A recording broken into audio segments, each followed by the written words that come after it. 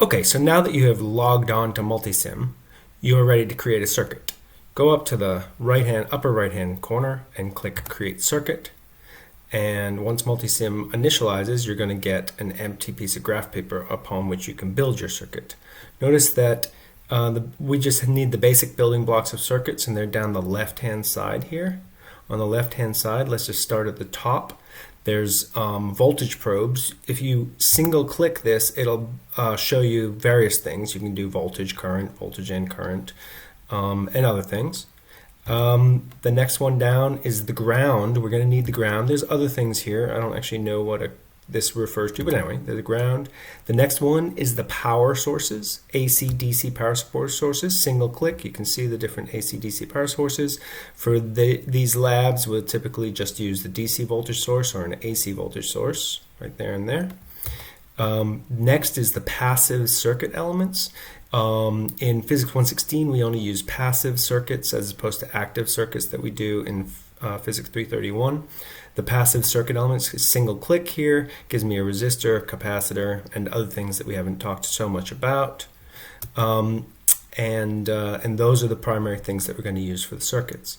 Notice that there's a resistor showing here. I can, instead of single clicking to show the various things that we can select, I can actually just grab that resistor by holding my cursor down on it and dragging it onto the graph paper.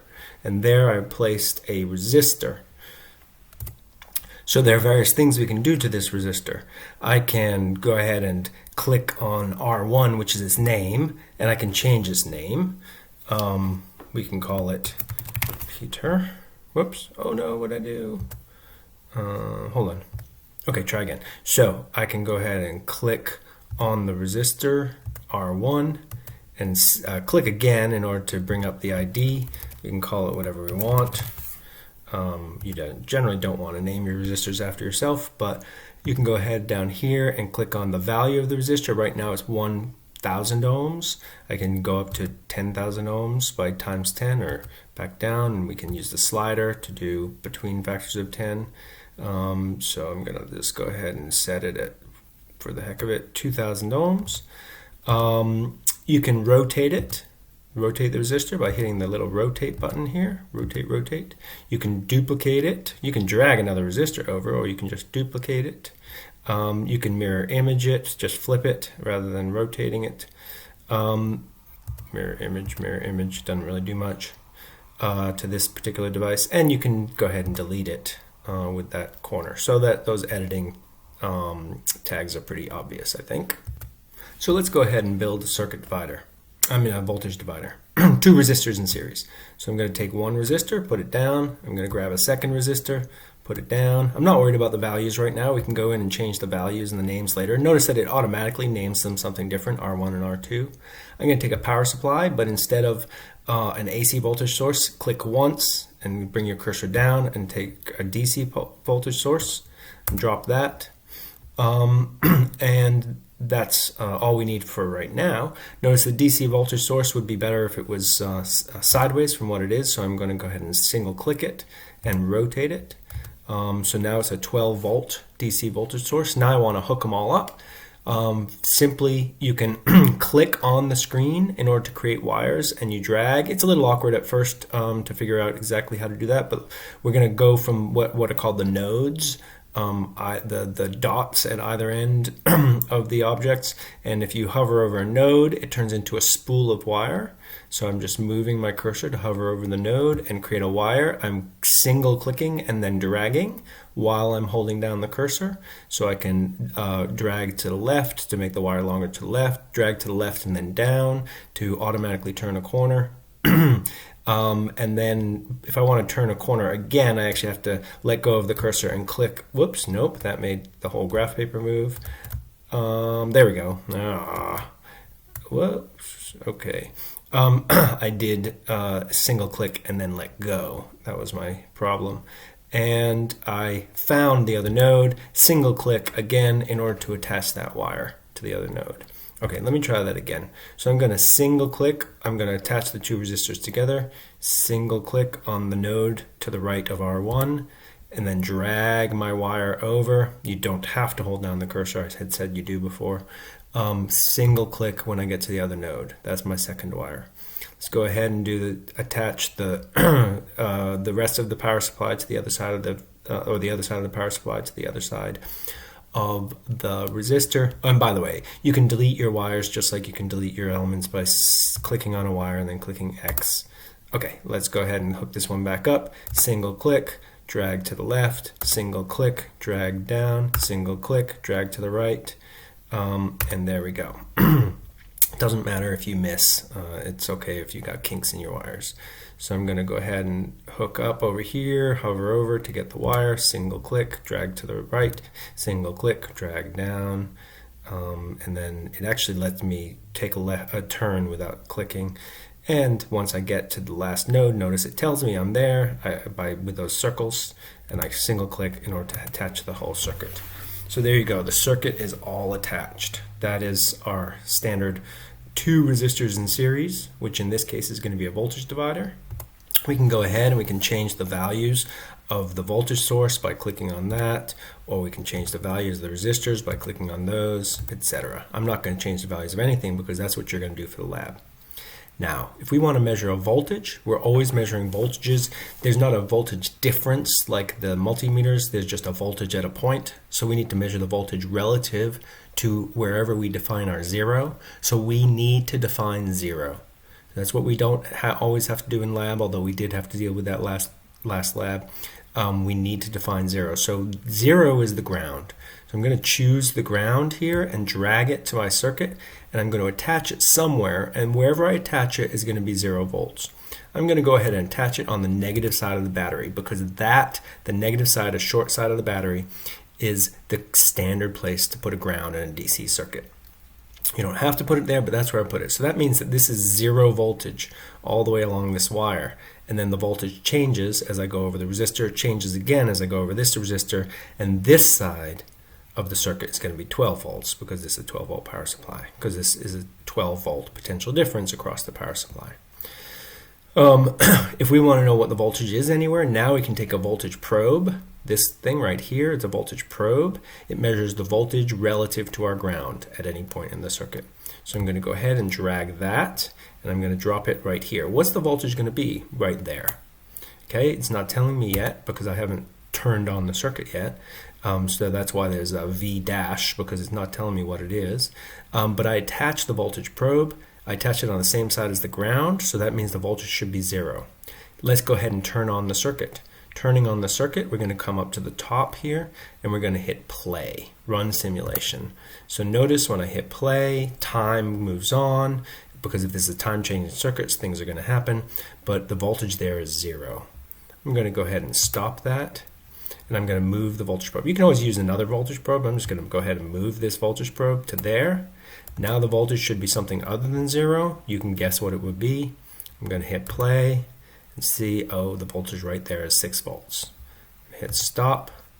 I'm going to go ahead and move the, again, you could use 3 voltage probes to do what I'm doing, but I'm just going to use 1 because it's getting crowded. Put the voltage probe there. That's on the 12 volt side of the battery. That better always be 12 volts. Play, 12 volts. Great. Okay, so that's how to use Multisim. Pretty simple.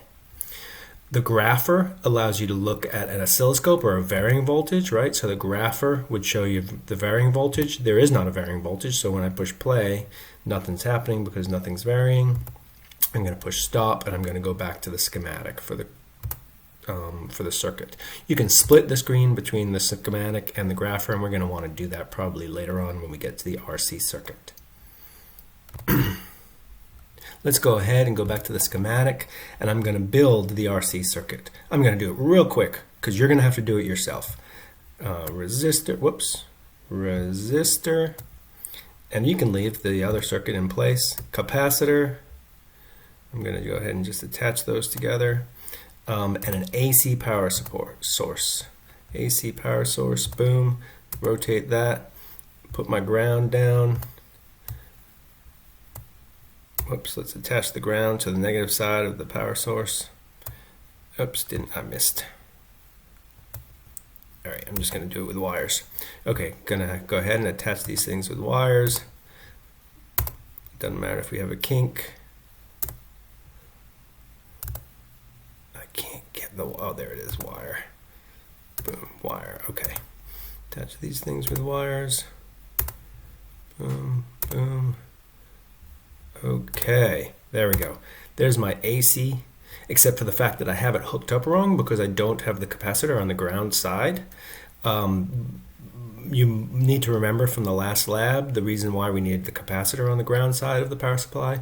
So I have the capacitor and resistor backwards. I'm not going to fix that here because you're going to build the circuit with the capacitor on the other side, on the ground side of the circuit. I'm going to go ahead and use a voltage probe. This is, remember, an AC power source.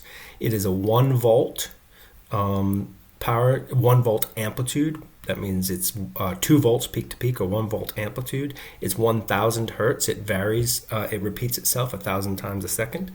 And this is the phase. Don't worry about the phase, the 0 degrees.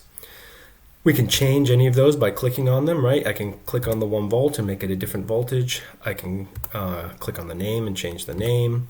I can click on the frequency and change the frequency. We're going to need to change the frequency of this circuit, of this power supply, when we get to simulating this circuit. You can change the frequency again by using the slider, or go up and down by factors of 10. Clicking away to get rid of that. Now I'm going to show the graph. Whoops, I'm going to show the split so I can see them both at the same time. I'm going to move, just take my hand and drag this over so I can see this is the circuit I'm interested in. Notice that over here the voltage probe says out of date. That's because I've changed something since we last measured voltage, and it won't know what the voltage is until I push play. I'm actually going to go ahead and get a second voltage probe and forget that first circuit, and I'm going to drop that second voltage probe. Let's just drop it right here. I'm going to drop it there so that what that does is it just measures the voltage across the power supply. When I push play, watch what happens. When I push play, whoop, it's graphing it on the right, but it's off scale. Let me push stop.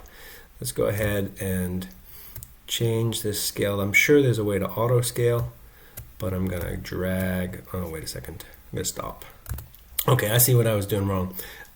What it did have on the graph was the constant voltage of 12 volts from the other circuit. I didn't want both circuits on the same graph, so I'm going to go ahead and get rid of that other voltage probe. It was because of this 12 volts that it was misscaling everything. So I'm going to go ahead and just delete this voltage probe. Okay, let me try again. So I'm going to go to split screen and go ahead and run. And there, okay, now it's just, there's my oscilloscope at the bottom. I can stop at any point, and there's my signal.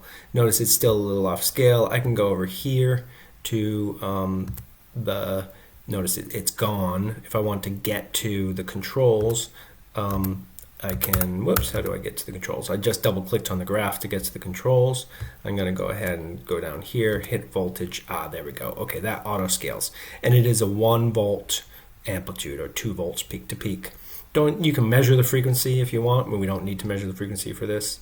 What we're interested in is the amplitude of the voltage. Oh. I said oh because I thought I wasn't recording for a second, but I was. Okay. I'm just going to go ahead and put the voltage probe here instead. Let's go ahead. Again, you can look at just the graph right at the top here, just the schematic or the split screen. I'm going to go ahead and measure it again. Whoops, the probe, I missed. Let's see. Move that probe. Come on, stop. Oh, I have to stop. You have to stop the simulation in order to move the probe, in order to do anything. Okay. I'm going to stop the recording. Okay, I realized the problem that I had was that my voltage probe was not connected to the wire. You need to make sure it's connected to the wire. When you put it in the right place, those little circles show that the little circles that go in and out are the ones that show that you're in place. Let me see if I can show that. Okay, so, oh, there. So I'm there. I'm not connected. Now I am connected. See the circles? Okay, let go. All right. So now I'm going to go ahead and run the simulation again with the play button up here. Run the simulation, and that's the voltage on the oscilloscope there. I can go ahead and stop this simulation and just see that the voltage is still 2 volts peak to peak, or 1 volt amplitude. There's various things you can do over here. Nothing, I don't think you want to use any of these controls except for if you need to rescale down at the bottom here. You scroll down to the axes and hit voltage or zoom in order to rescale. I think that's probably all that you need to know in order to get started with Multisim. It's a pretty cool little program. It's fun to build circuits. You're going to want to copy your circuits out of the program in order to put them into your lab write-up. And you're going to want to copy the oscilloscope output from your program in order to put into the lab write-up. You're probably going to want to show your voltages as read by your probe to put in your write-up and things like that. So let me just show you how to do that. Okay, the last few things you probably want to know is you are going to want to save your files so you can come back to them if you are, for instance, not finished, or if you're writing up the lab and you realize you didn't do something. You can go ahead and save by going to the File Navigation menu in the upper left-hand corner, clicking on that, choose Save or Save As. If you want to start over, New File. In the upper right-hand corner, we've got Export. So you can choose the Export button in the upper right-hand corner. You can export the schematic image. That's your circuits. You can export the grapher image. That's the oscilloscope output. You can export the grapher data that you can then go ahead and graph for yourself in another program. But these two, schematic image and grapher image, are the things that are going to export those images as PNGs, which are good image files to use in a document. You can just save them to wherever you want to save them and reopen them later to put in a document. That's all I got. Let me know if you have any questions. Have fun with the simulations.